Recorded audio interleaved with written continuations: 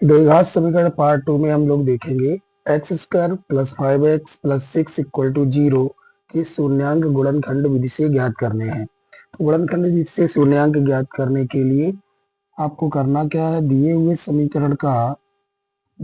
समीकरण को ऐसे लिख लेना है, प्लस 6 इक्वल टू 0, इसका और इसके गुणांक का करना है गुणा।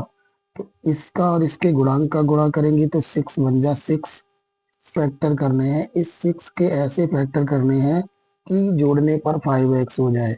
तो x square plus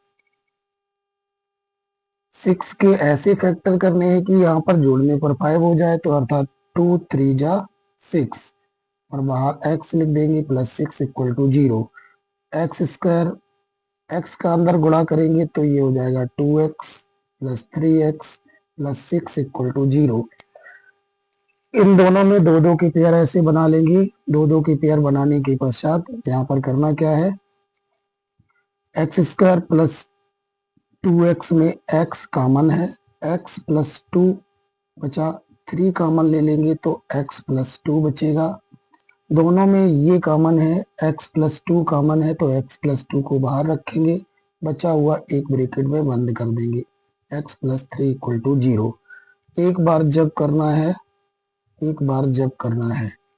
x plus 2 equal to 0, x equal to minus का 2, प्लस की वैल्यू उधर जाएगी माइनस की हो जाएगी, x plus 3 equal to 0, x equal to plus की वैल्यू उधर ले गई माइनस की हो गई,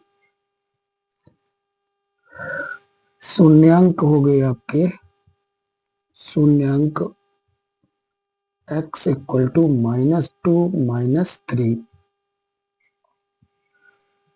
द्विघात समीकरण पार्ट 2 में देखेंगे x square plus 5x plus 6 equal to 0 के शून्यांक गुणनखंड विधि से ज्ञात करने हैं।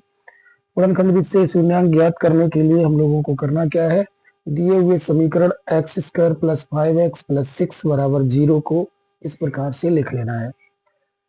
6 का मल्टीप्लाई एक्स स्क्वायर के गुणांक के साथ करेंगे तो क्या हो जाएगा, 6 बन जा 6। 6 के ऐसे फैक्टर करने हैं कि जोड़ने पर आपका कितना बनना चाहिए, 5 बनना चाहिए। तो 2 3 जा 6, 2 और 3 का गुणा करेंगे तो 6 हो जाएगा और 2 3 को ऐड कर देंगे तो 5 हो जाएगा।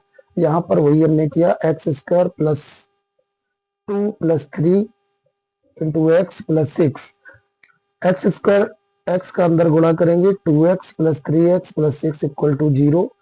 एक्स दोनों में से कॉमन था, x कॉमन ले लिया, यहाँ पर दो घातों में से एक घात कम होगी तो x बचा, यहाँ से x बाहर आ गई तो x प्लस 2 हो गया। यहाँ दोनों में से 3 कॉमन था तो 3 कॉमन ले लिया, x प्लस 2 हो गया। दोनों जगह से x प्लस 2 कॉमन था तो x प्लस 2 ले लिया, बचा हुआ अगले ब्रैकेट में बंद करके रख दिया।